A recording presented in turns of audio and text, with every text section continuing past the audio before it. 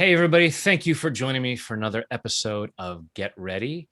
And very happy to bring this guest to you today. I found out about this gentleman years ago when we were both speaking at an event called Humanity Unites Brilliance. And that was in San Francisco many years ago. And he performed a song and it stuck in my head, and his name stuck in my head. And then it was just I think it was just a few months ago, we were both at a virtual fundraiser, and there he was in my small Zoom group. And it's like, hey, I know you. And we finally connected after all these years, and of course, hit it off as I think we both knew we would. And so let me tell you a little bit about Paul Hoffman. He's the personal discovery architect. He is the visionary and chief inspiration officer and creator of Sculpting Your Life. His Sculpting Your Life platform teaches the power of commitment, discipline, dedication, and determination so you sculpt the masterpiece known as you, which most of you know. Huge thing for me, we're both totally simpatico on this whole Michelangelo thing of creating, releasing the masterpiece that's inside. He has spoken and shared stages with extraordinary thought, business, and spiritual leaders, including T. Harv Eker, Jack Canfield, John Assaraf, and the Dalai Lama, just to name a few. On the website, you'll see the full bio where there's a huge name of amazing people. And I love this little bit as a rock fan that I am. He was Pink Floyd's tour manager for a while, and he's written jingles and wrote the very famous advertising song, Have You Driven a Ford Lately? So all kinds of amazing things about this guy. Welcome to the show, Paul Hoffman.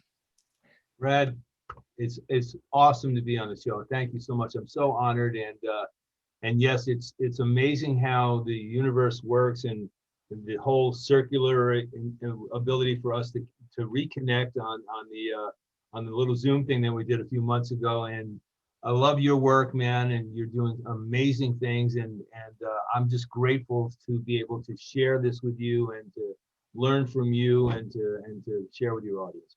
Well, thank you.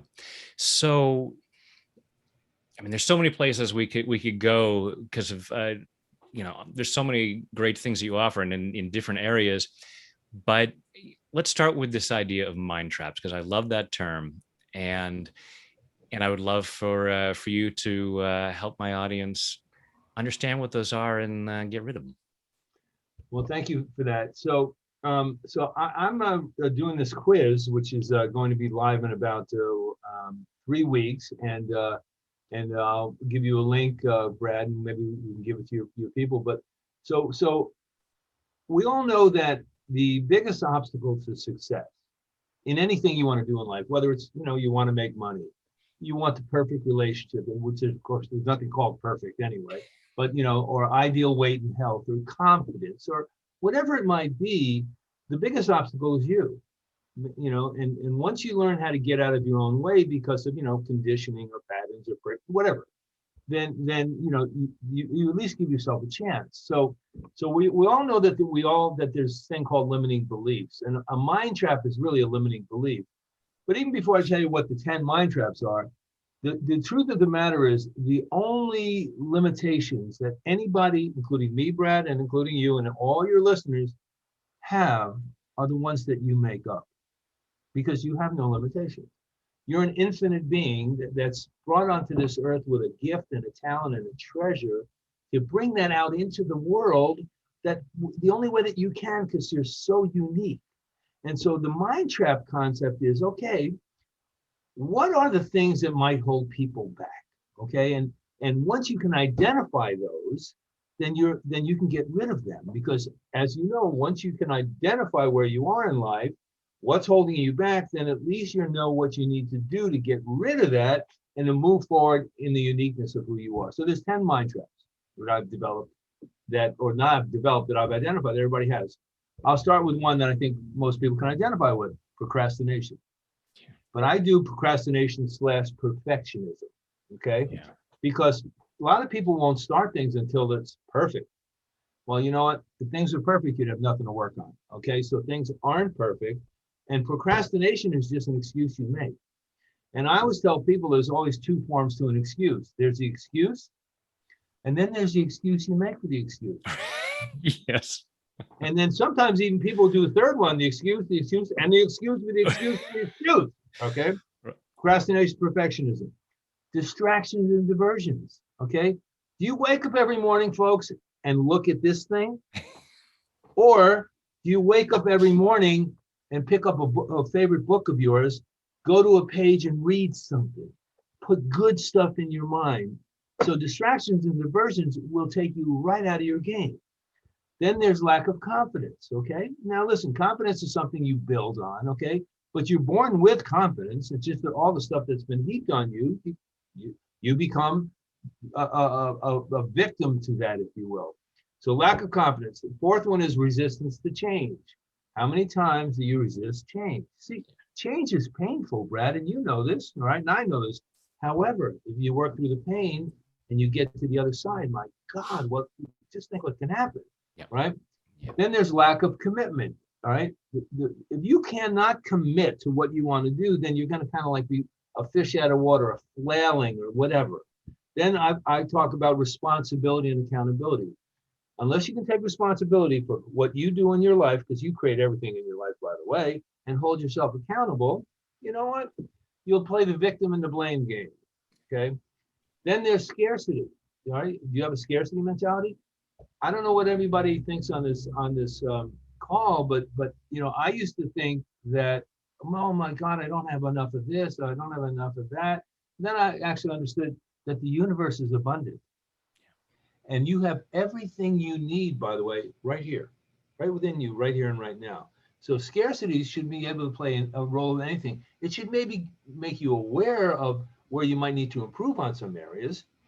And then after that, there's fear of failure. How many people have fear? I mean, I used to have fear of failure. Oh my God, oh no, my. And then all of a sudden you become successful. And then what happens is now you make an excuse for being successful. And you're saying, well, geez, do I deserve it? Of course you deserve it. Okay, you're a deserving human being.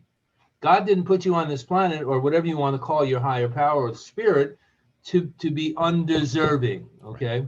Right. And then the last two are I am unlovable, okay, or I am not enough. Yeah. And so those are the 10 mind traps. So I've made it my one of my goals and one of my chief aims is what I call it, to be able to help people identify how to let go of those things, whether you have one of them or 10 of them, and chances are we all have 10, by the way. then once you learn how to be able to release those, then what happens is, you know, your life is opened up into what I call a kaleidoscope of awe and wonder. I love that. And then boom, as you know, Brad, Boom, boom, boom. right? So that's what a mind trap is. So mind trap's a limiting belief, and everybody's got them. Don't let it like beat you up. Don't worry about it, but be aware. All right, and commit to releasing those so that you're living in the present moment, which is the only time we have, and you step into who you truly are. Not what somebody else wants you to be, but who you truly are. So that's my long and short of a mind trap, brother. And there's that fear of being free of those. And I don't know if I can't remember if we talked about this before. If Richard Bach's Illusions and the Messiah's Handbook, and the Messiah's Handbook says, argue for your limitations, and they are yours. And that is something that so many of us argue for. I'm really not good enough. There really isn't enough out there. You know, and all these mind traps. And some of us are. So you talk about the lack of commitment. Yes, but I'm very committed to my lack of commitment. I'm very committed to my mind traps. Exactly. I got to interrupt you because you said something that's brilliant, bro, and I love it because I've heard it many, many times, and I think about this all the time. People will argue for their limitations. Yeah. And just imagine imagine thinking about, okay, I'm going to argue for my limitations. This way I can have them and own them and enjoy them. Really? How about arguing for your brilliance? Yeah. Arguing for your genius? Arguing for your greatness?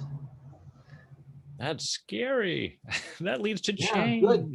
Because you should do something every day that scares the you know what out of you. So, Yeah. Yeah.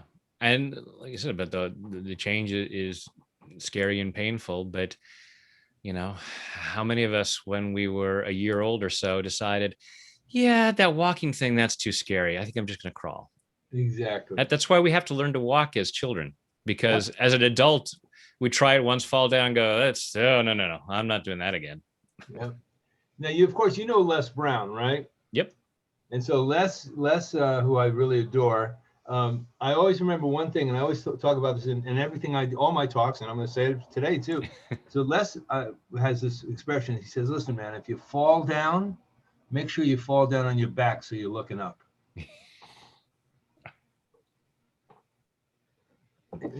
Hello, right?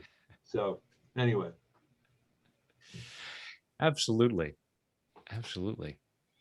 Um, there's so many doors to open to go through. Right? um, I, I'm stumped for the moment. Um, what so in as you work with folks, what and I know my answer to this, but what do you find? And as you said, most of us have at least these 10. What do you find comes up most for folks of these that holds people back? um, confidence. Okay, not knowing how to do something. I always say there's three forms to an idea. Okay, so it's called A, B, and C. So A is the idea. Okay, you know what? I'm going to start a business. Awesome. Okay. C is the outcome. Okay, it's going to be a successful business. It's going to, make millions of dollars. It's going to do good in the world. Whatever the outcome is. B is the most important part of the process, because when most people, when they say I'm going to do X, their next thought is either one of two things. A, I don't know how to do that. Then they'll never do it. Yep. What I suggest to people is, okay, let's go back. A, I'm going to do X. B, ask yourself one question. Make it really simple. What do I need to do to make it happen? And boom, then you're in action. Then now you're in control. Now you're taking responsibility. Now you're taking accountability. And then all of a sudden, I met you, Brad. Okay. I found out what you did. I said, I need to talk to Brad. Brad said, well, I do this, that, and the other thing. And I said to you, well, how do I get on the show? Okay. You could have said, well, you're not the right fit, which would have been fine. However, take control of your life. So confidence, okay, procrastination, and distractions and diversions. To me, those are the three things that I believe. Okay. Fear of failure and all that stuff is great. But those three things, when people just really put so much stuff in front of them that the mountain they build is so high of excuses and denials and distractions and arguing for your limitations. Yeah. So when I work with people, the first thing I always ask them is, so where do you think you are in your life? And then, it's an open-ended question, right? So then they'll tell me where they think they are in their life. And then from there, I can just take them down. I'm not going down a rabbit hole. I'm going to take them down a journey so that they can just open their eyes and go, oh, wow. I mean, I can have that? Yeah, of course you can have that. You can have anything you want in your life if you go for it. And it's so true what you say about how people say, well, I don't know how to do that. And it's so funny, especially in the information age, when we have this thing called Google, and you Yep. can type in, how do I, and you'll come up with a million things. And yet we still are able to argue for that limitation and say, I don't know how to do it. It's like, there is no way that we can, keep a straight face in this Exactly. day and age and say, I don't have a clue how that could possibly be done, because somebody, almost always someone has done it. and someone, and lots of people have information on the website. And so but it's one of the brilliant ways that we keep ourselves trapped in our comfort zone. And I think a lot of that has, and that's great, because I always tell people, if you want to stay in your comfort zone, that's awesome. But just remember, your comfort zone is what I call your no zone. Okay, because if you remember when we were kids, Brad, and remember the seesaw? Mm-hmm. But the thing that we love, that at least I know for me, what I like to do the most on a seesaw was to kind of balance, right? Yeah. And then I realized, well, when I'm in that kind of a balance on a seesaw, and I don't like the word balance, I like the word harmony better, I'm going nowhere because I'm here. But if I'm going like this, at least I'm moving, because everything's energy. Everything's frequency. What frequency are you in? Do you wake up in the morning? Do you empower yourself? Or do you say, oh, Jesus, another day? And you reach for this because this is your comfort zone? Or do you empower yourself? So I have a morning ritual that I do every day. Okay. I've been doing it for years. Okay. Some people don't know, hey, rituals, why can't you be more spontaneous? I am spontaneous. Okay. However, I'm setting myself up to be spontaneous. Right. Exactly. So I get up in the morning. First thing I do is I thank God for the day. All right. Then I say a little prayer. Then I do a gratitude exercise. Then I drink a great glass of water to hydrate myself. Then I get up and I read 3 books, not cover to cover, but Think and Grow Rich, 7 Habits of Highly Effective People, Grace by a guy named Max Lucado, which is a Christian book. Not that I'm religious, but he talks about Jesus from a personal development standpoint, right? Good Morning, Great Day, brain technology, where I'm talking myself into success. I'm talking myself, and then I'll play with my animals, right? I have 2 beautiful cats. I used to have 2 dogs, because my animals teach me unconditional love. So I want to make love my language of the day, okay? Yes. And then I sit and I write Good Morning, Great Day. I write, it's a stream of consciousness. I've been writing them for years. I probably got, I don't know, 15, 1600 of them. And finally, because I have procrastination, Brad, okay? Everybody listening to this, hear me? I have procrastination. I have distractions and diversions, okay? So I write Good Morning, Great Day, and now I'm creating a program around it, finally. And I'm creating 365-day books, finally. Okay, because somebody looked at me after I read it to him, one of my dearest friends, and said, what are you doing with these things? Nothing. And get them out, right? And today's is all about excuses. So anyway, and then what I'll do is I do what I call nutritionize. I do juices. I juice every day. I make my smoothies. I've been a vegetarian for 40 years. And now I'm kind of ready, man. I go out and I look at I live by the ocean. And now I'm ready to go out and do my workout. And now I'm ready to start my day, man. And whatever comes my way, there's about 95% chance I can handle it, okay? The other 5%, if I can't handle it, then I'm going to learn the lesson.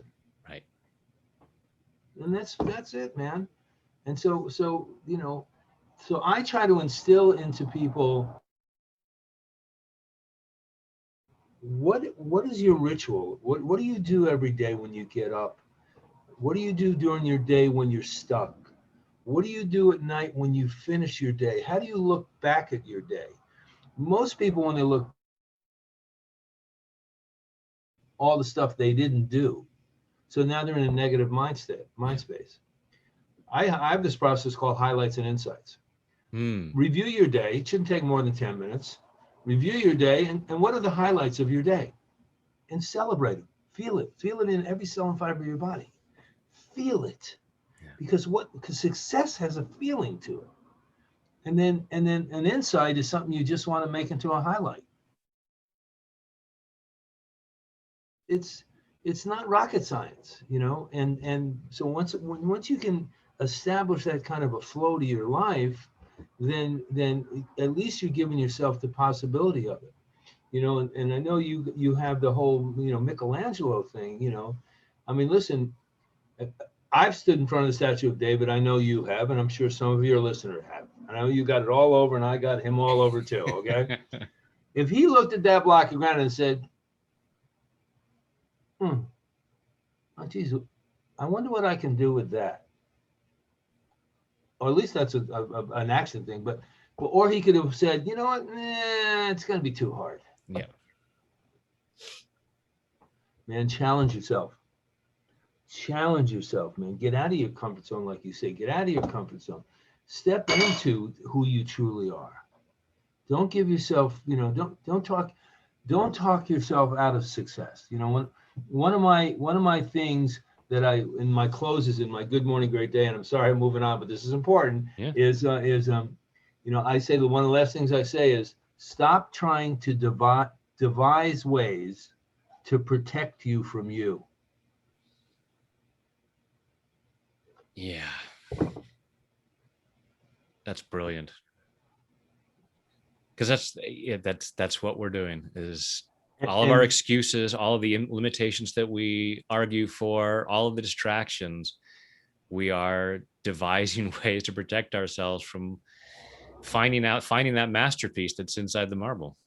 And it's already there, man. It's already there. And it's just, I mean, I get goosebumps talking about it, man. It's already there, man. It's just that don't be scared of it. Embrace it. The struggle is part of the journey. And once you like accept that, life isn't meant to be all roses and rainbows and whatever else, right? Life is about, listen, man, you're a unique individual. There's nobody on this planet like Brad Yates. I can guarantee that. Okay. And I'm not even a scientist, but I can guarantee that. There's nobody like there's no two snowflakes, there's no two raindrops, there's no two rose petals. That Brad Yates is a unique individual, and so is Paul Hoffman, and so is everybody that's on this call. And if you shy away from that uniqueness, then I always say to people, then what you're doing is you're denying the world the opportunity to experience you in all your fullness. And then the puzzle of life, the grand puzzle of life, is incomplete because your piece, you're hiding that piece. You're not even trying to freaking fit it in. Yeah. That's a great analogy. One of the things that I'm going to do, Brad, is, and we talked about this before the call, is I'm going to give everybody access to some of my success songs. So I write these songs, which is how I got into the business, and you know this, that change your mindsets, behaviors, and beliefs, right? Because you get to hear life from a higher vibration. Yeah. And so I'm going to just give you a bunch of them, give them away for free, man. Because you know what? Wake up in the morning when you're stuck, put one of them on. I can guarantee you'll get up, you'll start dancing, you'll start listening, you'll start singing, and all of a sudden it's like, wow, I feel pretty good. So. And I have the album Success Songs Volume 1, and it's great stuff. Right. So. Well, thank you so much. I'm sorry you had to buy it. I didn't. I was just going to say, oh, sure. Now you offer this after I've already paid. I'm going to send 5 more to you now for Christmas presents. Okay. There you go. That's awesome. That's awesome. Yeah, no, definitely that. I love that analogy of the missing piece and hiding that, because it's really none of us is here as an accident. No one's a mistake. We all have gifts to share. Absolutely. And we are not only robbing ourselves, but robbing others when we argue for our limitations and keep that masterpiece hidden inside the marble. Absolutely. And again, the whole idea of when that thought comes up, that it's like, oh, I know, a lot of times people will look at somebody else's success, and one of two things kind of happens. Either they become jealous of it because there's something within them that's unresolved or whatever it might be. You teach this stuff because what you do with tapping and so forth, which is really powerful stuff, and really is a doorway. It's an opening to really a greater understanding of who you truly are. But most people will give themselves permission even sometimes to argue for their limitations. Yeah. It's okay, I can argue, whatever. Okay, I'll get to it tomorrow, whatever. But no, at the end of the day, man, it's like you are so uniquely powerful that it should scare you. It should scare the what out of you, so that you get out of that, like, that mundane, whatever you want to call it. Because at the end of the day, it's, I always tell people, and I really believe this. At the end of the day, it's like, we all know when we're not doing it, man. We all know when we're not living up to our full potential, because we in our darkest and quietest and most solemn moments, we talk to ourselves about that. When we put our heads on the pillow at night, there's a lot of times the first thing you come up with is, I wish I would have taken that shot. So instead of wishing and hoping, start doing. And get there, man, because you can get there. And if you fall down, Les Brown says, fall down on your back and look up. Okay. So how do you think the greatest inventions in life were usually by mistake?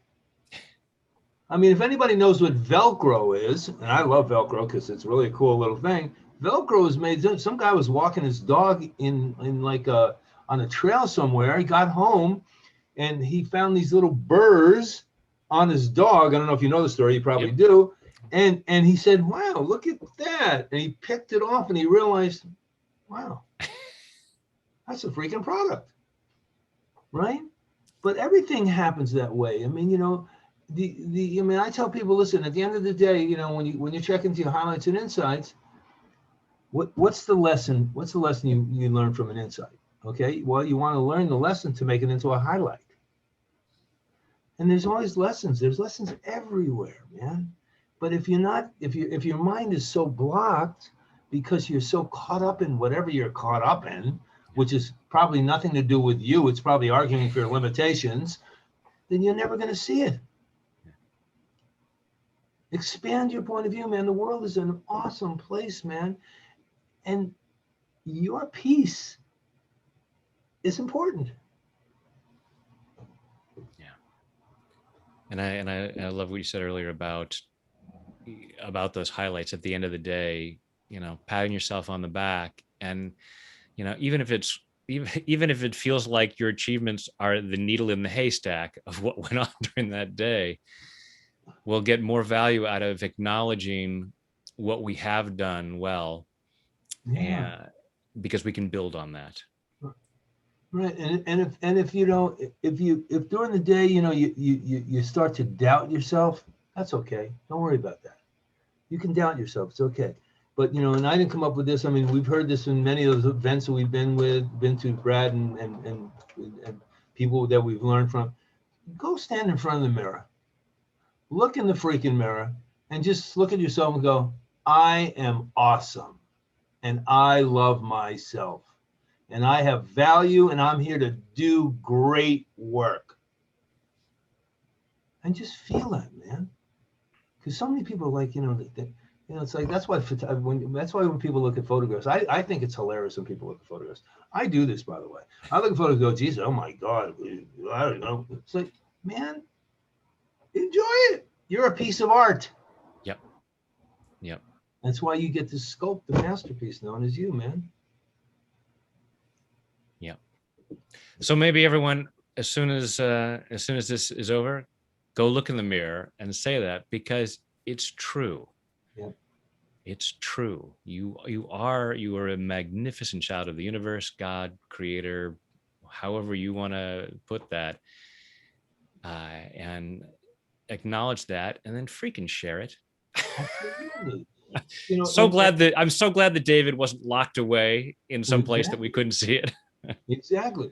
And and everything in life, it's like, I mean, this is one of those concepts that it took me a long time to like understand.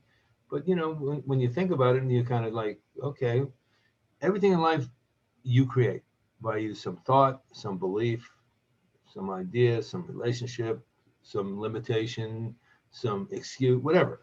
Everything in life is created by you. Your life, everything in your life is created by you. So therefore, your inner reality, which I call your inner environment, your environment Yeah.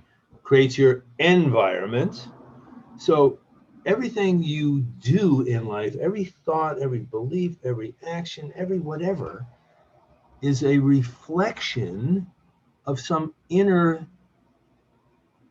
either inspiration, either inner creativity, or inner like shrinking, holding you back. So since you want to reflect brilliance, and you want to reflect genius, and you want to reflect greatness, and you want to be awesome, and you want to live in extraordinariness, then understand, if you believe that and know it from every cell and fiber of your body, you'll reflect it. Like the sun shines, even when it's cloudy, folks, the sun's still shining. Yeah. So you're always shining. Just enjoy it. Yeah. Please and thank you. Right?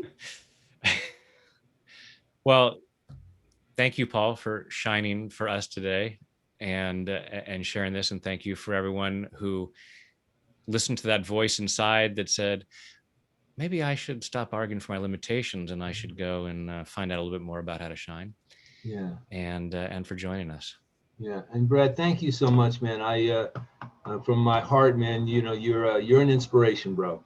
And I'm glad you stepped up and decided to do this. Okay. And because that's, I know it's transforming hundreds, if not millions of lives. Okay. And I'm glad I had the you know what, the you know what, the Italian thing, to go, hey Brad, how do I get on that show? Okay, because just step it, go for it, man. So Thanks. much love.